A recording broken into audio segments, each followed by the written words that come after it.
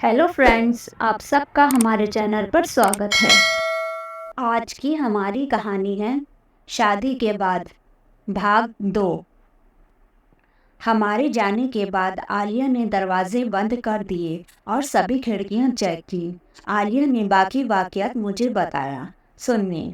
Mister और Mrs Ahmad के जाने के बाद मैं लड़कियों के पास आई। वह चंचल मूड में थीं और उनके साथ रुकी। ठीक 8 बजे मैं उन्हें एक गिलास दूध देकर ऊपर उनके कमरे में सोने के लिए ले गई। ऊपरी मंजिल पर 3 कमरे थे। दाहिनी ओर का पहला कमरा हानिया की दादी का था। दूसरा मास्टर बेडरूम था जिसका उपयोग माता पिता करते थे। दूसरी ओर लड़कियों का कमरा था।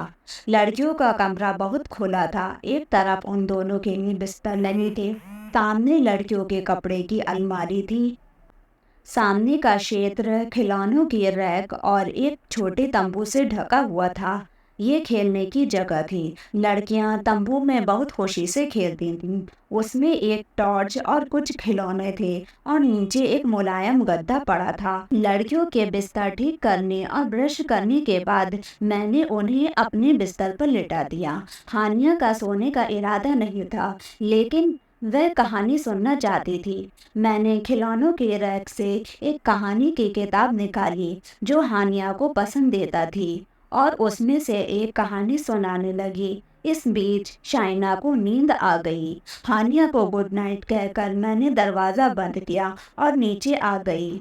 घड़ी की सुइयां 9 बजा रही थी। मुझे थोड़ी भूख लग रही थी तो मैंने फ्रिज में देखा तो वहाँ पास्ता और पिज्ज़ा रखा था। मैंने पिज्ज़ा के 2 स्लाइस काटे और उन्हें ओवन में गर्म करने के लिए रख दिया। घर में एक अजीब सा सन्नाटा था। मुझे घबराहट होने लगी तो मैंने अपनी माँ को फ़ोन किया। उनसे बात करके मुझे बहुत राहत महसूस हुई। अगर आप उनसे अपनी घबराहट का जिक्र करते हैं तो वे कहते हैं, नई जगह पर अक्सर ऐसा होता है। जहाँ दिन में तो कोई उलझन नहीं होती, रात में अजीब सा एहसास होता है। चिंता मत करो, 2 घंटे में परिवार आ जाएगा। अगर तुम चाहो तो आ सकती हो। मैं तुम्हारे इंतज़ार में जाग रही हूँ। ये सुनकर मुझे भी हौसला मिला।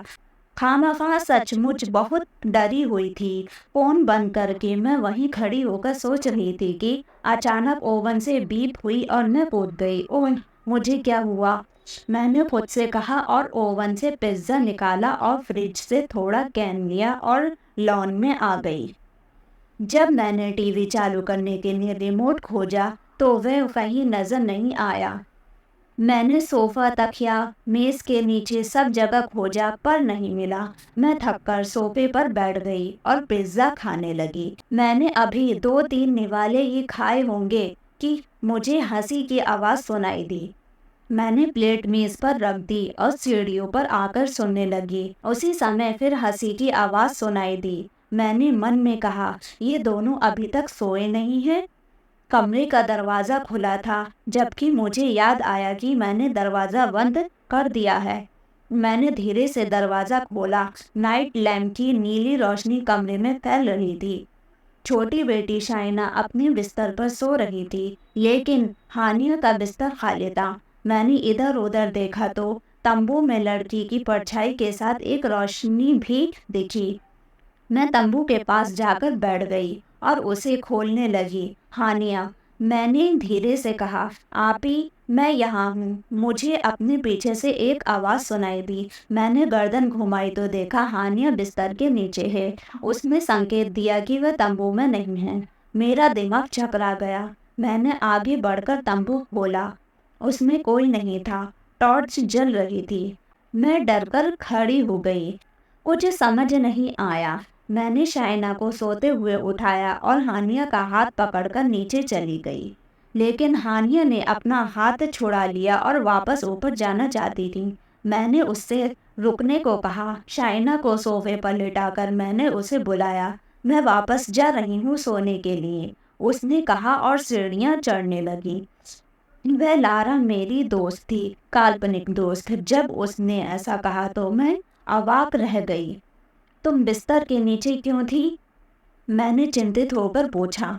उसकी माँ आई हुई थी। मुझे वह पसंद नहीं है, डरावनी। वो सामान्य तरीके से बता रही थी। मेरा दिमाग घूम रहा था।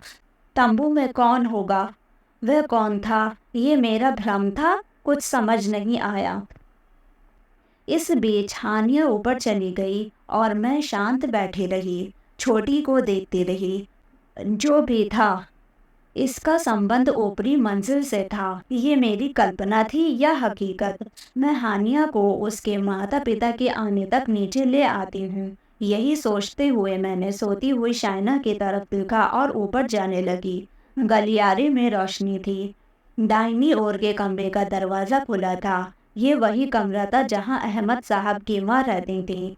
जिस दिन से छोटी बेटी शाइना ने वहाँ बात करना शुरू किया, उस दिन से ये कमरा हमेशा बंद रहता था। हानिया ने ये दरवाज़ा क्यों खोला? यही सोचते सोचते मैं कमरे में आ गई। हानिया, तुम कहाँ हो? मैंने आवाज़ देकर दरवाज़ा खोला। कमरे में अंधेरा था। बटन दबाते समय मैंने लाइट बटन की तलाश की। मुझे कोठरी में शोर सुनाई दिया। कमरा खाली था। कमरे के बीच में एक बिस्तर था और उसके सामने दीवार में एक बड़ी खिड़की थी। बिस्तर के दूसरी ओर एक कोठरी थी। उधर से चीख सुनाई दी। मैं चिंतित होकर कोठरी में गई। हानिया, क्या आप यहाँ हैं? मैंने उसके हैंडल को छुआ।